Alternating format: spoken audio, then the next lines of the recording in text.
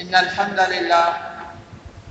الحمد لله نحمده ونستعينه ونستغفره ونعوذ بالله من شرور أنفسنا ومن سيئات أعمالنا من يهده الله فلا مضل له ومن يضلله فلا هادي له ونشهد أن لا إله إلا الله وحده لا شريك له ونشهد أن محمدا عبده ورسوله اللهم صل على محمد وعلى آل محمد كما صليت على إبراهيم وعلى آل إبراهيم إنك حميد مجيد اللهم بارك على محمد وعلى آل محمد كما باركت على إبراهيم وعلى آل إبراهيم إنك حميد مجيد قال الله تبارك وتعالى في الكلام المجيد والفرقان الحميد أعوذ بالله من الشيطان الرجيم يا أيها الذين آمنوا اتقوا الله حق تقاته ولا تموتن إلا وأنتم مسلمون يا أيها الناس اتقوا ربكم الذي خلقكم من نفس واحدة وخلق منها زوجها وبث منهما رجالا كثيرا ونساء واتقوا الله الذي تساءلون به والأرحام إن الله كان عليكم رقيبا يا أيها الذين آمنوا اتقوا الله وقولوا قولا سديدا يصلح لكم أعمالكم ويغفر لكم ذنوبكم ومن يطع الله ورسوله فقد فاز فوزا عظيما أما بعد فإن أصدق الحديث كتاب الله وخير الهدي هدي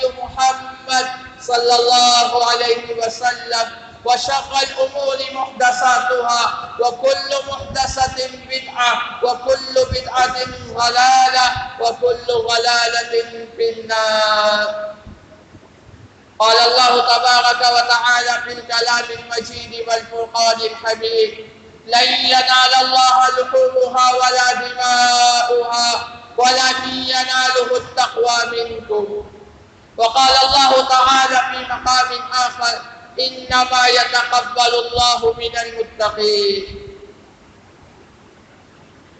تمام قسم کی تعریفات تسبیحات تمجیدات بزرگیاں بغایاں عبادات بس اللہ وحدہ لا شریک لہ کے لیے لائق و زیبا ہے جو ہم سب کا خالق بھی ہے مالک بھی ہے رازق بھی ہے لاکھوں کروڑوں درود و سلام امام الانبیاء رحمت للعالمین محمد رسول اللہ صلی اللہ علیہ وسلم کی ذات گرامی پر عزیزان گرامی اسلامی سال کا 12واں مہینہ ذوالحجہ شروع ہو چکا ہے ذوالحجہ کا مہینہ کئی فضیلتیں رکھتا ہے ذوالحجہ کا مہینہ یہ وہ مہینہ جو حرمت والے مہینوں کے اندر شامل ہے جس کے بارے میں اللہ رب العالمین سورۃ التوبہ میں ارشاد فرما رہا ہے فیہا اربعۃ حرم ان مہینوں کے اندر 4 مہینے حرمت والے ہیں اللہ نے کہا قرآن کریم کے اندر سورۃ التوبہ کے اندر کہ اللہ کے نزدیک مہینوں کی گنتی 12 ہے ان میں سے 4 مہینے حرمت والے مہینے ہیں اور ان 4 مہینوں کے اندر ایک مہینہ یہ ذوالحجہ کا مہینہ بھی حرمت والا مہینہ ہے حرمت والے کا مطلب عرب لوگ قبل الاسلام اس مہینے کا بڑا احترام کیا کرتے تھے بڑا ادب کیا کرتے تھے اس مہینے کے اندر آپس کے لڑائی جھگڑوں کو ختم کر دیا کرتے تھے اس مہینے کے اندر عرب لوگ قبل الاسلام آپس کی لوٹ مار ختم کر دیا کرتے تھے وجہ کیا تھی قافلے دور دراز علاقوں سے حج بیت اللہ کے لیے آتے ہیں اس مہینے کی دوسری بڑی فضیلت اس مہینے کے اندر حج بیت اللہ کیا جاتا ہے جو اسلام کا 5واں بڑا رکن ہے حج بیت اللہ کی وجہ سے ہی اس مہینے کو ذوالحجہ کا مہینہ کہا جاتا ہے حج والا مہینہ وہ مہینہ جس کے اندر مسلمان حج کیا کرتے ہیں اس مہینے کے اندر مسلمان ایک اور بڑی عبادت کیا کرتے ہیں جس کو ہم قربانی کہا کرتے ہیں اس مہینے کے 10 دن بڑی فضیلتوں والے دن ہیں اللہ رب العالمین قرآن کریم کے اندر ارشاد فرما رہا ہے والفجر وليال عشر والشفع والوتر، قسم ہے فجر کے وقت کی، وليال عشر، قسم ہے 10 راتوں کی۔ ان 10 راتوں سے کیا مراد ہے؟ مفسرین کے کئی اقوال اس بارے میں مل جاتے ہیں، مگر راجح ترین قول، زیادہ نزدیک ترین قول یہی ہے ان 10 راتوں سے مراد، ان 10 دنوں سے مراد ذو الحجہ کے ابتدائی 10 دن ہیں۔ والشفع والوتر، قسم ہے جفت کی اور طاق کی۔ طاق سے مراد اکثر مفسرین نے کہا 9 ذو الحجہ کا دن ہے، اور جفت سے مراد 10 ذو الحجہ کا دن ہے۔ اللہ رب العالمین ہے، وہ جس چیز کی چاہے قسم اٹھا سکتا ہے۔ اس نے اپنی مخلوق کو اجازت نہیں دی کہ اس کے علاوہ کسی کی قسم اٹھائے۔ اللہ رب العالمین قرآن کریم کے اندر جس چیز کی قسم اٹھایا کرتا ہے، وہاں یہ بتانا مقصود ہوتا ہے، لوگوں کو توجہ دلانی مقصود ہوتی ہے کہ اس چیز کی ایک عظمت ہے، اس چیز کی ایک اہمیت ہے، اس چیز کا ایک ادب و احترام ہے، اس کا اللہ کے ہاں ایک بڑا مقام ہے۔ صحیح بخاری کے اندر روایت موجود، آپ نے کئی دفعہ علماء اکرام سے سنی، اللہ کے نبی علیہ السلام نے ارشاد فرمایا ان 10 دنوں میں کیے جانے والے نیک اعمال اللہ رب العالمین کے ہاں سب سے زیادہ پسندیدہ ہوا کرتے ہیں۔ صحابہ کہنے لگے والجہاد فی سبیل اللہ، اے اللہ کے نبی علیہ السلام، کیا ان 10 دنوں میں کیے جانے والے اعمال سے جہاد فی سبیل اللہ سے بھی زیادہ پسند کیے جاتے ہیں؟ آپ نے فرمایا ہاں، جہاد فی سبیل اللہ سے بھی زیادہ اللہ کو ان 10 دنوں میں کیے جانے والے اعمال پسند ہیں۔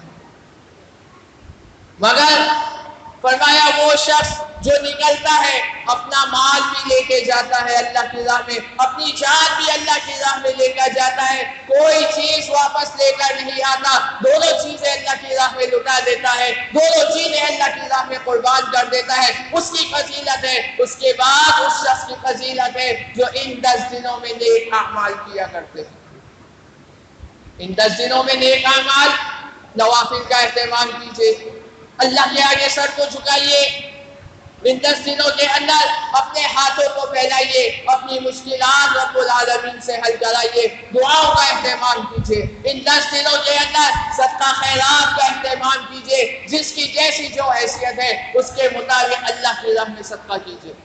ان 10 دنوں کے اندر اللہ کی بڑائی بیان کیجیے، تکبیرات کا اہتمام کیجیے، اللہ کی پاکیزگی بیان کیجیے۔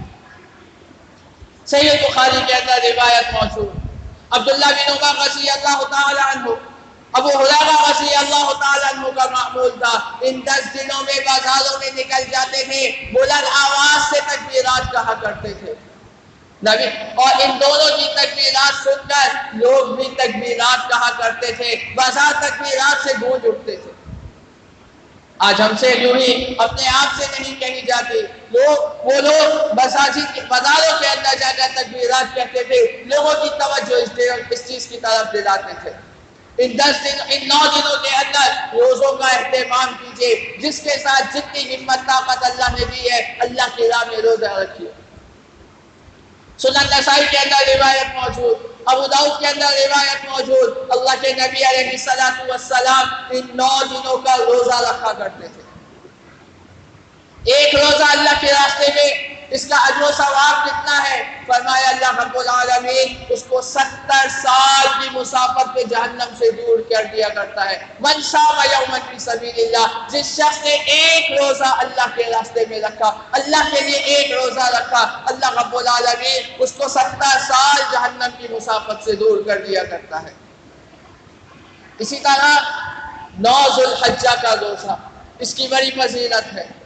صحیح مسلم کے اندر روایت موجود، اللہ کے نبی علیہ السلام سے پوچھا گیا صیام یوم عرفہ، 9 ذو الحجہ کا روزہ، یوم عرفہ کے روزے کے بارے میں آپ کا کیا خیال ہے؟ اللہ کے نبی علیہ السلام نے فرمایا احتسب الی اللہ ان یکفر السنۃ التي قبلها والتي بعدها، فرمایا میں اللہ کی ذات سے امید کرتا ہوں اس ایک روزے کے بدلے میں اللہ رب العالمین 2 سال کے گناہوں کو معاف کرے گا۔ ایُکفِّرَ السَّنَةَ الَّتِی قَبْلَهَا، وہ سال جو تم نے پچھلا گزار دیا اس کے سارے گناہ اللہ معاف کر دے گا، وہ سال جو تم نے ابھی آگے گزارنا ہے اس کے بھی سارے گناہ اللہ معاف کر دے گا۔ کتنا چھوٹا سا عمل ہے، کتنا چھوٹا سا پیکیج ہے۔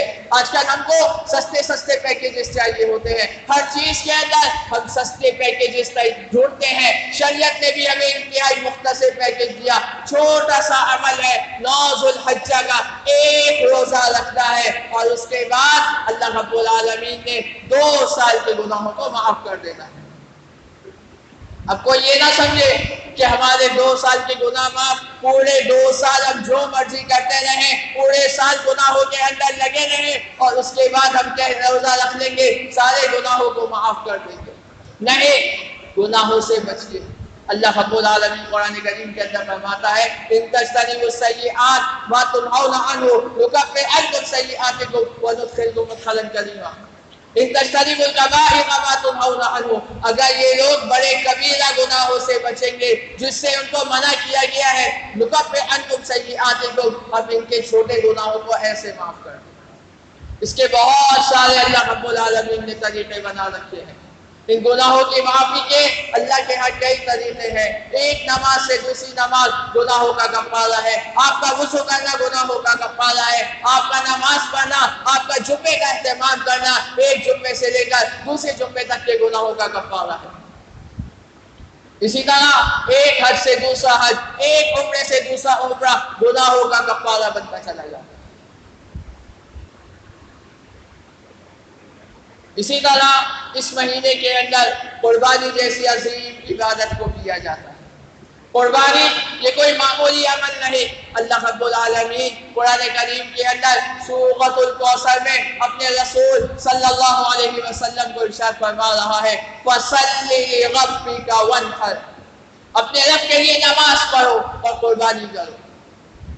قربانی کی اگر تاریخ کو دیکھیے، قربانی کے بارے میں جاننا شروع کیجئے، قربانی ابراہیم آدم علیہ السلام کے زمانے سے چلی آ رہی ہے۔ سورۃ المائدہ کا مطالعہ کیجئے، اللہ رب العالمین فرما رہا ہے وَاتْلُ عَلَيْهِمْ نَبَأَ ابْنَيْ آدَمَ بِالْحَقِّ، آدم کے 2 بیٹوں کا قصہ بیان کیجئے، آپ پڑھیے۔ اس کے بعد اللہ رب العالمین دونوں بیٹوں کے بارے میں فرماتا ہے کہ انہوں نے قربانی دی، اللہ نے ایک ہی قربانی قبول کری، ایک ہی قربانی قبول نہیں ہوئی۔ اس زمانے کے اندر طریقہ کار یہ تھا قربانی کرو، جانور قربان کرو، مال کو صدقہ خیرات کرو، اٹھا کر کسی اونچی جگہ کسی پہاڑ کی چوٹی کے اوپر رکھ کے آ جاؤ۔ آسمان سے آگ آتی تھی، جلا دیا کرتی تھی، یہ اس بات کی نشانی ہوا کرتی تھی کہ اس کی عبادت قبول ہو گئی۔ ایک بیٹے کی عبادت قبول ہوئی، ایک کی نہیں ہوئی۔ قال لأقتلنك، پہلے والے نے دوسرے سے کہا میں تجھے قتل کر دوں گا، دوسرے نے کیا کہا انما يتقبل الله من المتقين، اللہ قربانی اس کی قبول کیا کرتا ہے جس کے اندر تقوی ہوا کرتا ہے۔ یہ قربانی یہ جناب ابراہیم علیہ السلام کی یادگار ہے۔ ہم ابراہیم علیہ السلام کی یاد میں ان کے طریقے کے لیے قربانی کیا کرتے ہیں۔ ہم سب کو پتا ہے، مشہور ترین قصہ ہے جناب ابراہیم علیہ السلام نے کس طرح قربانی کی، مگر ابراہیم علیہ السلام کی یہ ایک قربانی نہیں ہے۔ سیرت ابراہیم کا مطالعہ کیجئے، آپ کو ابراہیم علیہ السلام کی زندگی کے اندر قربانیاں ہی قربانیاں نظر آئیں گی۔ جناب ابراہیم ایک بت پرست گھرانے کے اندر پیدا ہوتے ہیں، پیدائش کے بعد اپنے والد کو سمجھاتے ہیں، اس کو بت پرستی سے روکتے ہیں۔ سورہ مریم کے اندر اللہ رب العالمین نے پورا واقعہ بیان کر دیا۔ اذ قال لأبيه يا أبت لما تعبد الشيطان، اے میرے والد، اے ابا جان، اے والد محترم، کیوں تم شیطان کی عبادت کرتے ہو؟ پورا اللہ رب العالمین نے قصہ بیان کر دیا۔ بدلہ کیا ملا؟ جناب ابراہیم کے سامنے نتیجہ کیا آیا؟ باپ نے کیا کہا نکل جا میرے گھر سے، لئن لم تنتہی لأرجمنک، اے ابراہیم اگر تو باز نہیں آیا پتھر مار مار کے رجم کر دوں گا، قتل کر دوں گا تجھ کو۔ جناب ابراہیم نے کہا سلام علیہ، ابا جان تم پہ سلامتی ہو، گھر چھوڑ کے چل دیے، دعوت توحید کو نہیں چھوڑا۔ قوم کا وقت آ گیا، قوم کا ایک عید کا دن تھا، ان کا میلہ ہوتا تھا، ان کا تماشا لگتا تھا، ساری قوم چلی گئی۔ جناب ابراہیم علیہ السلام نے قوم کو سبق سکھا دیا، ان کے بت کدے کے اندر گئے، بتوں کو توڑ کے رکھ دیا، کسی کے ہاتھ کو توڑا، کسی کی ٹانگ کو توڑا، سب سے بڑے بت کے گلے کے اندر کلہاڑی ڈال کے آ گئے۔ قوم واپس آئی، بتوں کا یہ حال دیکھا، سورۃ الصافات کے اندر مکمل قصہ موجود ہے۔ کہا کس نے کیا؟ کہا ایک شخص ہے جس کو ابراہیم کہا جاتا ہے، وہ ہمارے بتوں کے بارے میں باتیں کرتا ہے، اس کو بلا کے پوچھ لو۔ جناب ابراہیم کو بلایا گیا، ابراہیم علیہ السلام نے کہا اپنے اس بڑے بت سے پوچھ لو۔ قوم کہنے لگی ابراہیم آپ نہیں جانتے، یہ نہ سن سکتے ہیں نہ بول سکتے ہیں۔ جناب ابراہیم نے کہا پھر عبادت کیوں کرتے ہو؟ جب نہ سن سکتے ہیں نہ بول سکتے ہیں تو بتاؤ کیوں ان کی عبادت کیا کرتے ہو؟ قوم بات سمجھنے کے بجائے الٹا ری ایکشن دے بیٹھی، کہا جی اپنے معبودوں کی مدد کرو، ابراہیم کو آگ میں ڈال دو۔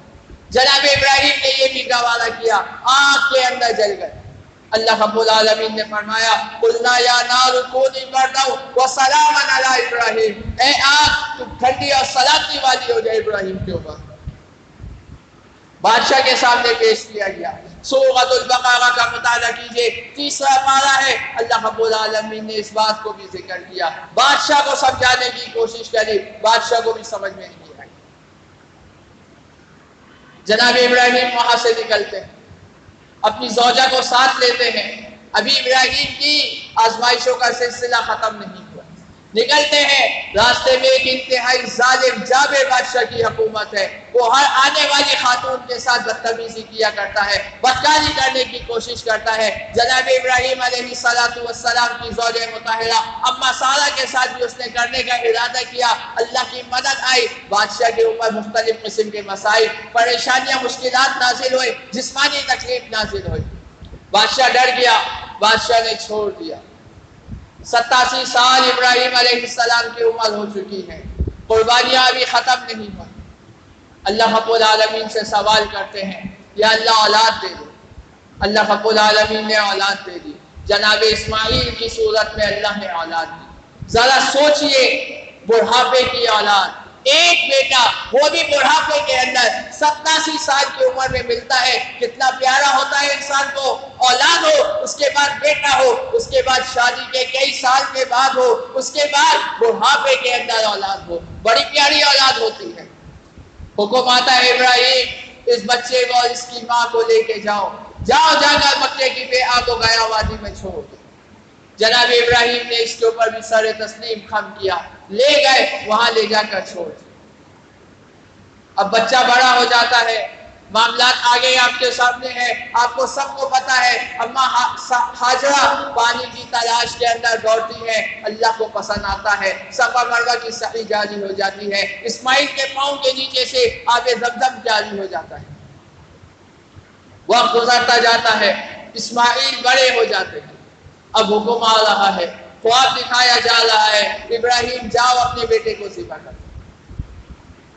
جناب ابراہیم تیار، چلے جاتے ہیں، بیٹے سے بات چیت ہوتی ہے، بیٹا ذبح ہونے کو تیار ہے، بیٹا ذبح ہونے کو تیار ہو جاتا ہے، لے کر جاتے ہیں، ذبح کرنے کی کوشش کرتے ہیں، مکمل تیاری کرتے ہیں، ذبح کرنے لگتے ہیں، اللہ کا حکم ہوتا ہے، اوپر سے دمبا آ جاتا ہے، اسماعیل ہٹ جاتے ہیں، دمبا ذبح ہو جاتا ہے۔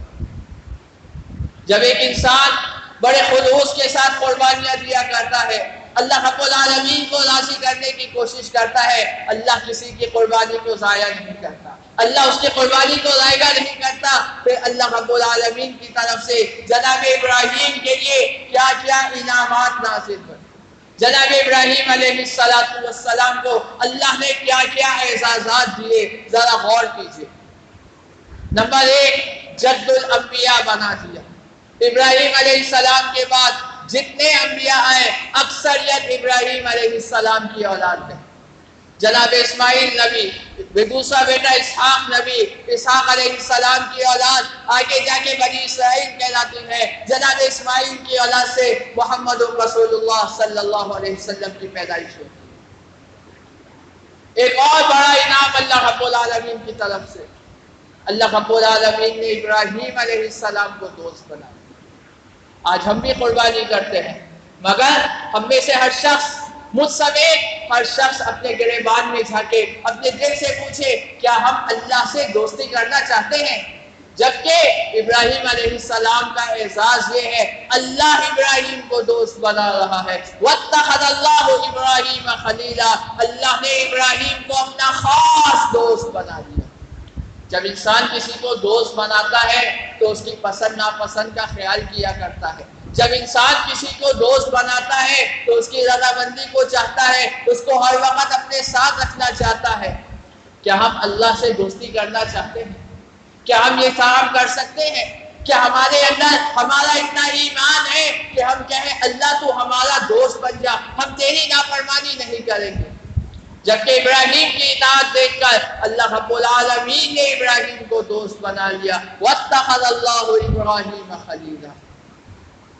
14 نمبر پارے کے اندر اللہ رب العالمین سورۃ النحل میں ارشاد فرما رہا ہے، إِنَّ إِبْرَاهِيمَ كَانَ أُمَّةً قَانِتًا لِلَّهِ حَنِيفًا وَلَمْ يَكُن مِنَ الْمُشْرِكِينَ شَاكِرًا لِأَنْعُمِهِ۔ إِنَّ إِبْرَاهِيمَ كَانَ أُمَّةً، ابراہیم کے کام ایسے ہیں، ابراہیم کی عبادات ایسی ہیں، ابراہیم کی فرما برداری ایسی ہے، کان امہ، گویا کہ پوری ایک امت ہے۔ یہ ایک شخص ابراہیم علیہ السلام پوری امت کے برابر۔ جب اللہ کی راہ میں انسان قربانیاں دیا کرتا ہے تو اللہ تعالیٰ ایسے قربانیاں قبول کیا کرتا ہے۔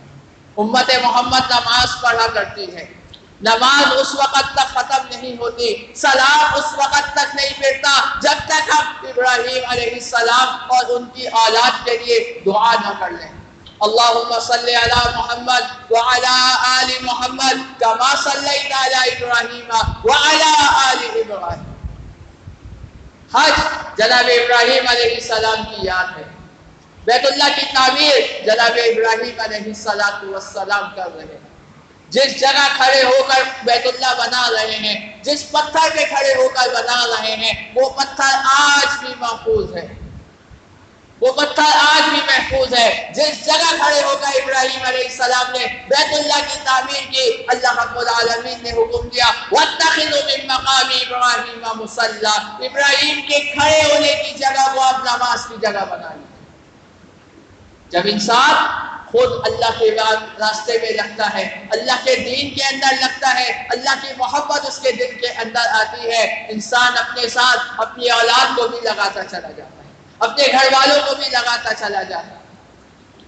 دیکھ لیجئے معاملات، اللہ تعالیٰ اس کی قربانیوں کو بھی قبول کرتے ہیں، اس کی اولاد کی قربانیوں کو بھی قبول کرتے ہیں، اس کی بیوی کی قربانیوں کو بھی قبول کرتے ہیں۔ جناب ہاجرہ، اما ہاجرہ صفا مروہ کے درمیان دوڑی اپنی وجہ سے تھی، بیٹے کے پانی کے تلاش کے لیے دوڑی تھی، انہوں نے جو دوڑ لگائی اللہ رب العالمین نے اس دوڑ کو حج اور عمرہ کا رکن قرار دے دیا، جس کو صفا مروہ کی سعی کہا جاتا ہے۔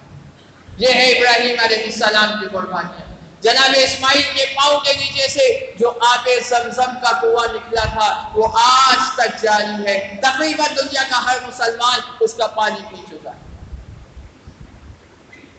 ہم بھی قربانیاں کیا کرتے ہیں، ہر سال لاکھوں روپے کی قربانیاں ہوتی ہیں، ہزاروں روپے کی قربانیاں ہوتی ہیں، مگر ہمارے ساتھ یہ معاملات نہیں ہوتے، ہمارے اندر عبادات نہیں آتی، ہماری عبادات اس حد تک نہیں پہنچ پاتی، ہمارا ایمان اس درجے تک نہیں پہنچ پاتا، اس کے قریب تک نہیں پہنچ پاتا۔ وجہ کیا ہے؟ کبھی ہم نے غور کیا، کبھی ہم نے اس بارے میں سوچا؟ کچھ اعمال ایسے بھی ہیں جن کو کرنے کی وجہ سے اللہ رب العالمین کسی کی عبادت کو قبول نہیں کرتا، اللہ رب العالمین انسان کی عبادات کو چھوڑ دیا کرتا۔ ان میں پہلا عمل اللہ کے ساتھ شرک کرنا، اللہ کے دین کے اندر نئے طریقے نکالنا، شرک و بدعات کے اندر لگنا، اس کا سب کو پتہ ہے۔ ہم نے کئی دفعہ علماء سے اس بارے میں سن رکھا ہے کہ اس کے کیا کیا گناہ ہیں، کیا کیا نقصانات ہیں، اللہ تعالیٰ کسی مشرک کی عبادت کو قبول نہیں کرتا، یہاں تک کہ اگر اللہ کے ساتھ بھی دوسرے کو کیا جائے کہ یہ آدھا حصہ اللہ کے لیے، آدھا غیر اللہ کے لیے، اللہ کے علاوہ کسی اور کے لیے، اللہ اس کو بھی قبول نہیں کرتا۔ اللہ حدیث کے اندر ہے، حدیث قدسی ہے، اللہ رب العالمین کہتا ہے ترکتہ وشریکہ، میں اس کو بھی چھوڑ دیتا ہوں، اس کے شریک کو بھی چھوڑ دیتا ہوں، جو میرا حصہ ہوتا ہے میں اس کو بھی چھوڑ دیتا ہوں۔ دوسرے نمبر کے اوپر حرام کمائی، حلال کی کمائی نہ ہونا۔ حرام کمانا یہ ایک ایسا عمل ہے جس سے ساری عبادات مردود ہو جاتی ہیں، ناقابل قبول ہو جاتی ہیں۔ اللہ کے نبی علیہ الصلوۃ والسلام نے ارشاد فرمایا، مشکات المصابیح کے اندر روایت موجود، فرمایا لا يقبل اللہ صلاۃ بغیر طہور ولا صدقۃ من غلول۔ اللہ رب العالمین کسی کی عبادت قبول نہیں کرتا، کسی کی نماز قبول نہیں کرتا بغیر طہور، بغیر وضو کے، ولا صدقۃ من غلول، اللہ رب العالمین کسی کی مالی عبادت قبول نہیں کرتا جب اس کی کمائی حلال بھی نہ ہو۔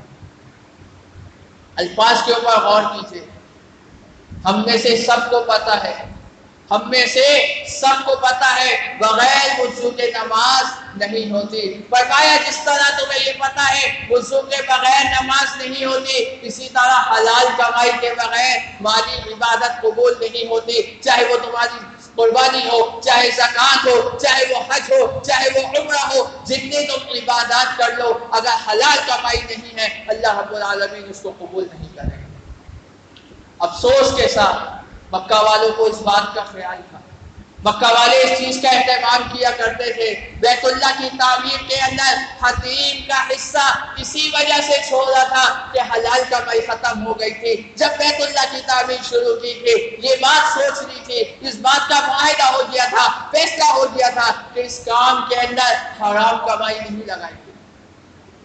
حلال کمائی ختم ہو گئی، بیت اللہ کا حصہ چھوڑ دیا۔ مشرکین مکہ لباس اتار کر عمرہ کیا کرتے تھے، طواف کیا کرتے تھے۔ وجہ کیا لکھی ہے؟ کئی مفسرین نے اس کی وجہ یہی لکھی کہ وہ کہتے تھے یہ ہمارا لباس حرام کی کمائی کا ہے، اس کو پہن کے ہم کیسے عبادت کر سکتے۔ آج ہم مسلمان ہیں، ہم اپنے آپ کو پکا سچا مومن کہتے ہیں، مگر حلال و حرام میں تمیز نہیں کرتے۔ اسی طرح اللہ رب العالمین کے ہاں عبادات کے اندر، قبولیت کے اندر رکاوٹ ایک بڑا عمل بنتی ہے جس کے اندر ہمارا اکثر معاشرہ گرفتار ہے، اور وہ کیا ہے؟ دوسرے مسلمان بھائی سے قطع تعلق، آپس کے اندر قطع تعلقی، رشتہ داریوں کا خراب ہونا، معاملات کا خراب ہونا۔ حدیث اللہ کے نبی علیہ الصلوۃ والسلام نے ارشاد فرمایا ہفتے میں 2 دن اللہ کے ہاں اعمال پیش کیے جاتے ہیں، پیر اور جمعرات کے دن اللہ کی بارگاہ میں اعمال پیش کیے جاتے ہیں۔ اسی وجہ سے اللہ کے نبی علیہ الصلوۃ والسلام روزہ رکھا کرتے تھے پیر اور جمعرات کا۔ فرماتے تھے میں چاہتا ہوں میرا عمل جب اللہ کے ہاں پیش ہو تو بتایا جائے میرے عمل کے اندر ہو کہ میں روزے سے ہوں۔ پیر اور جمعرات کو اللہ رب العالمین کی بارگاہ کے اندر اعمال پیش کیے جاتے ہیں۔ اللہ رب العالمین فرماتا ہے سب مسلمانوں کو معاف کر دو مگر ان 2 مسلمانوں کو چھوڑ دو جن کے تعلقات آپس میں خراب ہیں، جب تک یہ اپنے تعلقات کو صحیح نہ کر لیں، جب تک یہ اپنے معاملات کو صحیح نہ کر لیں۔ آج ذرا ہم دیکھیں، ہم نے رمضان میں خوب محنت کی، اپنے حساب سے ہر شخص نے محنت کی، اللہ کو راضی رکھنے کی کوشش کی۔ ذوالحجہ کے اندر ہم نے ہزاروں لاکھوں روپے کی قربانی کے جانور لا کے کھڑا کیے، اللہ کو راضی رکھنے کی کوشش کری، اللہ کو راضی کرنے کی کوشش کری۔ اس کے علاوہ ہر مسلمان اپنے طور پر اپنے رب کو راضی کرنا کی کوشش کیا کرتا ہے، مگر ساتھ ساتھ اس مسئلے میں بھی گرفتار ہے۔ آج یہ ہمارے معاشرے کا المیہ ہے، بھائی بھائی سے بات نہیں کرتا، سگے بھائی ایک دوسرے سے بات نہیں کر رہے ہیں، کئی سال گزر جاتے ہیں، بھائی بھائی کی بات چیت نہیں ہے، بہن بھائی کا معاملہ خراب ہے، رشتہ داروں سے معاملات خراب ہے۔ اگر ہم نے اپنی عبادات قبول کرانی ہے تو دنیا میں ان معاملات کو صحیح کرنا پڑے گا، ورنہ قیامت والے دن یہ سارے ہمارے اعمال برباد ہوں گے۔ اسی طرح عبادت کی راہ میں، عبادات کی قبولیت کی راہ میں ایک بڑی رکاوٹ ریاکاری ہے، دکھاوا ہے۔ اللہ کے نبی علیہ السلام کی مشہور و معروف حدیث فرمایا من سمع سمع اللہ بہ ومن یغائی یغائی اللہ بہ۔ من سمع، جو شخص سننا چاہے گا، جو شخص عبادات اس لیے کرتا ہے کہ لوگ اس کو حاجی صاحب کہیں، لوگ اس کو نمازی کہیں، لوگ پرہیزگار کہیں، لوگ دیندار کہیں، فرمایا سمع اللہ بہ، اللہ رب العالمین اس کو دنیا میں بھی سنوا دے۔ ومن یغائی، جس کی عبادات اس لیے ہوں کہ لوگوں کے اندر دکھاوا ہو جائے، لوگ اس کی عبادات کو دیکھ لے، سب کو پتہ چل جائے، نام ہو جائے، یغائی اللہ بہ، اللہ رب العالمین اس کی عبادات کو دنیا کے اندر ہی دکھا دے گا۔ مشہور و معروف حدیث آپ نے سن رکھی ہوگی، اللہ کے نبی علیہ السلام نے قیامت کا ذکر کیا، فرمایا 3 شخص لائے جائیں گے اور ان کو اٹھا کر قیامت کے دن جہنم میں پھینک دیا جائے۔ کون تھے وہ؟ ان تینوں کا مشترکہ گناہ کیا تھا؟ دکھاوا کرنا، ریاکاری کرنا، عبادت کو خالص اللہ کے لیے کرنا۔ آج ہم ذرا دیکھیں، آج سوشل میڈیا کا دور ہے، پرنٹ میڈیا کا دور ہے، ہم کیسے اپنے معاملات کو، ہم کیسے اپنی عبادات کو ضائع کرتے چلے جاتے ہیں۔ حج کے لیے ایک انسان جا رہا ہے، اس کے اندر کت قدر تصویریں اٹھا کے ڈالتا ہے، قربانی کا جانور لے کر آ رہا ہے، اس کی تصویریں اٹھا کے ڈال رہا ہے، قربانی ذبح کر رہا ہے، اس کی تصویریں اٹھا کے ڈال رہا ہے۔ قربانی کو معذرت کے ساتھ ہم نے تماشا بنا دیا ہے، ہم نے تماشا بنا دیا ہے۔ قربانی کے ذبح کے وقت کس طرح ہمارے ہاں تماشے ہو رہے ہو، جانور کو مختلف چیزیں کھلائی جا رہی ہیں، اس کی مکمل ویڈیوز بنائی جاتی ہے، پھر اس کو اٹھا کر سوشل میڈیا پہ اپلوڈ کر دیا جاتا ہے، چاہتے ہیں زیادہ سے زیادہ لوگ دیکھیں۔ یہ ہم عبادت کر رہے ہیں، دکھاوا کر رہے ہیں؟ یہ ہم میں سے ہر ایک کو سوچنا پڑے گا کہ ہم کیا کر رہے ہیں۔ کیا ایسی عبادات اللہ کے دربار میں، اللہ کی بارگاہ میں قبول ہوگی، یا ہم اپنے آپ کو دھوکہ دے رہے ہیں؟ ہم اپنے آپ کو دھوکہ دے رہے ہیں۔ ان تمام چیزوں سے اجتناب کیجیے۔ اسی طرح ایک انتہائی اہم مسئلہ قربانی کے دنوں کے اندر کچھ لوگوں کی طرف سے اٹھایا جاتا ہے کہ قربانی کس کے اوپر واجب ہے۔ دیکھیں بھائی، قربانی ہر اس مسلمان کے اوپر واجب ہے جو صاحب استطاعت ہو۔ یہاں پر کچھ لوگ ایک قید لگا دیا کرتے ہیں، قربانی اس شخص نے کرنی ہے جو صاحب نصاب ہے۔ صاحب نصاب کا مطلب جس کے اوپر زکوٰۃ واجب ہوتی ہو، جس کے اوپر زکوٰۃ واجب ہوتی ہو وہ قربانی کرے گا۔ یہ لوگوں کا اپنا بنایا ہوا مسئلہ ہے۔ اللہ کے نبی علیہ السلام نے مدینہ منورہ کے اندر 10 سال قربانی کی ہے۔ 10 سال آپ نے مدینہ میں گزارے ہیں، ہر سال قربانی کی ہے۔ احادیث سے یہ بات ثابت ہے کہ یہ حدیث اس بارے میں آتی ہے، نبی علیہ السلام نے مدینہ طیبہ کے اندر 10 سال قربانی کی ہے، آپ کبھی صاحب نصاب نہیں۔ صاحب نصاب آپ علیہ السلام میں تو کھانے کے لیے نہیں ہوا کرتا تھا۔ اما عائشہ صدیقہ رضی اللہ تعالی عنہا بیان کرتی ہیں، اپنے بھانجے کو بتاتی ہیں، کہتی ہیں 2 مہینے گزر جاتے تھے، ہمارے گھر میں چولہا نہیں جلتا تھا۔ بھانجے نے کہا کہ زندہ کیسے رہتے تھے، کیا کھاتے پیتے تھے؟ کہنے لگی 2 کالی چیزوں میں گزارا تھا، نمبر 1 کھجور، نمبر 2 پانی۔ یہ کھا کے ہم گزارا کیا کرتے تھے، مگر اللہ کے نبی علیہ السلام ہر سال قربانی کیا۔ تو اللہ نے جس کو استطاعت دی ہے، اپنے معاملات کو سامنے رکھ کر کوشش کریں۔ ضروری نہیں آپ بہت بڑا جانور لے کر آئیں، آپ یہ سوچیں کہ چھوٹا سا جانور ہے، اس کو کون دیکھتا ہے، لوگ مذاق اڑائیں گے۔ کوئی آپ کا مذاق نہیں اڑائے گا۔ اللہ رب العالمین فرما رہا ہے انما یتقبل اللہ من المتقین، اللہ رب العالمین متقین کی قربانی کو قبول کیا کرتا ہے۔ سورۃ الحج میں ارشاد فرمایا لن ینال اللہ لحومها ولا دماؤها ولکن ینالہ التقوی منکم۔ لن ینال اللہ لحومها ولا دماؤها، اللہ کو تمہاری قربانیوں کے نہ گوشت پہنچتا ہے، نہ خون پہنچتا ہے، نہ اس کو اس کی ضرورت ہے، ولکن ینالہ التقوی منکم، مگر اس کو تمہارا تقوی پہنچتا ہے۔ تو میرے بھائی، ہمارا تقوی ختم ہوتا جا رہا ہے. ہم جانور کے اندر خوبصورت جانور تلاش کیجئے، اس میں کوئی مسئلہ نہیں ہے، افضل ہے، پسندیدہ ہے، جانور اچھا خوبصورت ہونا چاہیے، مگر ساری بات نیت کے اوپر آ جاتی ہے. انما الاعمال بالخواتم، اعمال کا اختتام نیتوں کے اوپر ہوا کرتا ہے. آپ نیت سے لیجئے کہ اللہ کو راضی کرنا ہے. ایک شخص کی نیت ہوتی ہے کہ محلے میں واہ واہ کرنی ہے. ان دونوں چیزوں کے اندر فرق ہے. اللہ رب العالمین ہم کو صحیح طور پر دین اسلام کو سمجھنے اور اس پر عمل کرنے والا بنا دے. وآخر دعوانا الحمدللہ رب العالمین.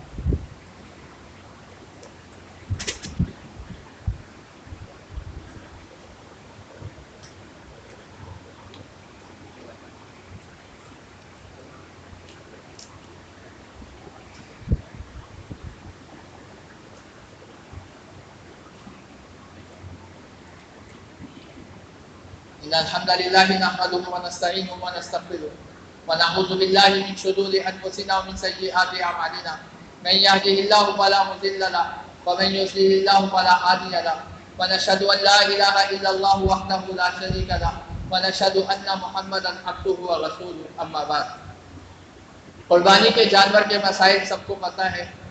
مختصر الفاظ کے اندر قربانی کا جانور ہر قسم کے عیب سے پاک ہونا چاہیے. جو چیز ہمارے معاشرے میں اس کے لیے عیب سمجھی جاتی ہے اس سے پاک ہونا چاہیے. ہر طرح سے صحت مند تندرست جانور ہونا چاہیے. اب ایک اور مسئلہ آپ کے سامنے گوش گزار کرتا ہوں. اللہ کے نبی علیہ الصلوۃ والسلام کا فرمان مبارک صحیح بخاری مسلم کتب احادیث کے اندر موجود. فرمایا الایمان بضع وسبعون شعبہ، ایمان کی 70 سے زیادہ شاخیں ہیں. فافضلها لا الہ الا اللہ، ایمان کا سب سے افضل درجہ کیا ہے؟ لا الہ الا اللہ کہنا ہے. وَأَدْنَاهَا إِمَاطَةُ الْأَذَىٰ عَنِ الطَّرِيقِ، اور ایمان کا ہلکا ترین درجہ، آخری درجہ إِمَاطَةُ الْأَذَىٰ عَنِ الطَّرِيقِ، راستے سے گندگی کو ہٹانا، تکلیف دہ چیز کو ہٹانا. وَالْحَيَاءُ شُعْبَةٌ مِنَ الْإِيمَانِ، اور حیا ایمان کا انتہائی اہم حصہ ہے. اب ہمارا طریقہ کار کیا ہوتا ہے؟ ہم جانور کو لے کر آئے، ہم نے جانور کو لا کر اپنے گھر کے باہر باندھ دیا، مگر بہت کم لوگ اس بات کا خیال کرتے ہیں کہ بعد میں آنے جانے کے لیے لوگوں کا راستہ بچتا ہے نہیں بچتا. اکثر جگہوں پہ صورتحال یہ ہوتی ہے، ایک جانور ادھر باندھ دیا، ایک ادھر باندھ دیا، پوری گلی ہم نے بند کر دی. بچوں کو، خواتین کو جانے میں انتہائی مشکلات کا سامنا ہے. یہ ایمان کے خلاف ہے. ہم نے قربانی کرنی ہے ایمان کے لیے، مگر یہ تو ایمان کے خلاف ہے. فرمایا وَأَدْنَاهَا إِمَاطَةُ الْأَذَىٰ عَنِ الطَّرِيقِ، ایمان کا ادنا ترین درجہ کیا ہے؟ راستے سے تکلیف دہ چیز کو ہٹانا. لوگوں کے آنے جانے میں مشکلات ہیں، کوئی کچھ کہہ نہیں سکتا، قربانی کا جانور ہے، تو ہمیں ہر ایک کو خود خیال کرنا چاہیے. دوسرا کام جو ہم انتہائی غلط کیا کرتے ہیں، جانور ہے، ظاہر سی بات ہے گندگی بھی کرے گا. جب وہ گندگی کرتا ہے، ہمارے بچے یا ہم خود جانور کے پاس سے گندگی کو صاف کرتے رہتے ہیں. صاف کرنے کے بعد ہم بیچ کے اندر لگاتے رہتے ہیں. گلی کے بیچ میں، روڈ کے بیچ میں، راستے کے بیچ میں گندگی کا ڈھیر لگ جاتا ہے. یہ انتہائی غلط طریقہ. ایک جانور ادھر کھڑا ہے، ایک جانور ادھر کھڑا ہے، راستے میں گندگی کا، بیچ میں گندگی کا ڈھیر ہے. ہمیں تو حکم ہے راستوں سے گندگیوں کو صاف کرو، راستوں کی صفائی کرو. اللہ کے نبی علیہ السلام، جہاد کا موقع ہے، لوگوں نے خیمے لگائے، راستہ تنگ کر دیا، فرمایا کہ اعمال ضائع ہو جائیں. یہ پسندیدہ عمل نہیں ہے، اس چیز سے اجتناب کیجیے. دوسرے نمبر کے اوپر ہم نے ماشاءاللہ لاکھوں روپے، ہزاروں روپے خرچ کیے، قربانی کا جانور لے کر آئے، اس کی ہر طرح خدمت کری. 10 ذوالحجہ، 11 ذوالحجہ قربانی کے ذبح کا وقت آیا، ہم نے قربانی کو ذبح بھی کر دیا، سارا معاملہ نمٹ گیا. مگر ایک بڑی غلطی ہم پھر کر گئے. سارا گند، ساری گندگی، خون، آلائشیں وغیرہ وہ ہم نے گلی کے بیچ کے اندر سجا، گلی کے درمیان پہ چھوڑ دی کہ آئے گا سرکاری اہلکار لے جائے گا. بھائی جب ہم اتنا خرچہ کر سکتے ہیں تو چند پیسے اور خرچ کر کے کسی کو پکڑ کے اس کی صفائی بھی کروا سکتے ہیں. اس خون کے اوپر ایک بالٹی پانی ڈال کر راستے کو بالکل صاف بھی کر سکتے ہیں. مگر ہم میں سے بہت کم لوگ ہوتے ہیں جو یہ کام کیا کرتے ہیں. اس چیز کا اہتمام کیجیے. یہ ایمان کا ادنا ترین درجہ ہے. وَأَدْنَاهَا إِمَاطَةُ الْأَذَىٰ عَنِ الطَّرِيقِ، راستے سے تکلیف دہ چیز کو ہٹانا. مگر یہ ہماری کیسی عبادت ہے کہ ہم عبادت کرنے کے بعد، اپنی عبادت کرنے کے بعد لوگوں کو مشکلات کے اندر ڈال رہے ہیں. لوگوں کے آنے جانے میں مشکلات، اس کے بعد مکھیاں، اس کے بعد مچھر، آنا جانا مشکل. اللہ کا حکم برسات ہو گئی، اس کے بعد کیا گند مچتا ہے، یہ ہم میں سے ہر ایک کو پتہ. تو میرے بھائیوں، جہاں اتنا خرچہ کیا، اتنے اللہ نے معاملات دیا آپ کو، آپ نے کیا، اسی طرح راستے سے گندگیوں کو بھی اٹھا لیجیے، خود اٹھا دیجیے، اس کے اندر کوئی حرج نہیں. یہ ہمارے دین کا حکم ہے، وہ راستوں کو صاف کریں. اللہ تعالیٰ سے دعا کرتا ہوں کہ اللہ رب العالمین ہمیں سمجھنے کی توفیق عطا فرمائے. اللہ رب العالمین ہم سے قربانیاں جو ہم قربانیاں کر رہے ہیں، اللہ رب العالمین ہماری ان قربانیوں کو قبول فرمائے. اللہ رب العالمین جو ہم نے قربانیاں کی ہیں، اس کے ساتھ ساتھ ہمیں اپنا نفس قربان کرنے کی توفیق عطا فرمائے کہ جس نفس کے اندر آ کر ہم اپنی عبادات کو ضائع کر دیتے ہیں. اللہ رب العالمین قرآن کریم میں اندر ارشاد فرما رہا ہے، وَأَمَّا مَنْ خَافَ مَقَامَ وَأَمَّا مَنْ خَافَ مَقَامَ رَبِّهِ وَنَهَى النَّفْسَ عَنِ الْهَوَىٰ فَإِنَّ الْجَنَّةَ هِيَ الْمَأْوَىٰ. جہاں ہم قربانی کے جانوروں کے اوپر چھری پھیریں، وہاں ہم اپنی خواہشات کے اوپر بھی چھری پھیر دیں، وہ خواہشات جو ہمارے دین اسلام کی راہ میں رکاوٹ ہے. کیونکہ اللہ نے کہا جو شخص اپنے رب کے سامنے کھڑے ہونے سے ڈر گیا اور وَنَهَى النَّفْسَ عَنِ الْهَوَىٰ، اس نے اپنے آپ کو خواہشات سے روک لیا. خواہشات سے مراد وہ تمام خواہشات جو ہمارے دین کے اندر رکاوٹ بنتی ہیں، جو ہمیں دین سے دور کر دیتی ہیں. فَإِنَّ الْجَنَّةَ هِيَ الْمَأْوَىٰ، فرمایا بس یہ کام کر لے انسان، فَإِنَّ الْجَنَّةَ هِيَ الْمَأْوَىٰ، جنت اس کا ٹھکانہ ہے. اللہ رب العالمین ہم سب کا جنت میں ٹھکانہ بنا دے. اللہ رب العالمین ہمارے تمام کے مرحومین کی مغفرت فرما دے، ہمارے والدین کی مغفرت فرما دے. جتنے لوگ حالت ایمان میں اس دنیا سے چلے گئے، اللہ رب العالمین ان سب کی مغفرت فرما دے. جو حیات ہے، اللہ رب العالمین ان کو صحت کاملہ عاجلہ عطا فرما دے. اللہ رب العالمین تمام مسلمانوں کے ساتھ آسانی والے معاملات فرمائے. ہماری دنیاوی زندگی بھی اللہ رب العالمین آسان فرمائے، ہماری موت کو بھی اللہ رب العالمین آسان فرمائے، اور ہمارے اخروی معاملات بھی اللہ رب العالمین آسان فرمائے. اللہم انا نسألک من خیر ما سألک منہ عبدک و نبیک محمد صلی اللہ علیہ وسلم، ونعوذ بک من شر ما استعاذ منہ عبدک و نبیک محمد صلی اللہ علیہ وسلم، وانت المستعان وعلیک البلاغ ولا حول ولا قوة الا باللہ. وصلی اللہ تعالی علی خیر خلق محمد وعلی آلہ وصحبہ اجمعین برحمتک یا ارحم الراحمین.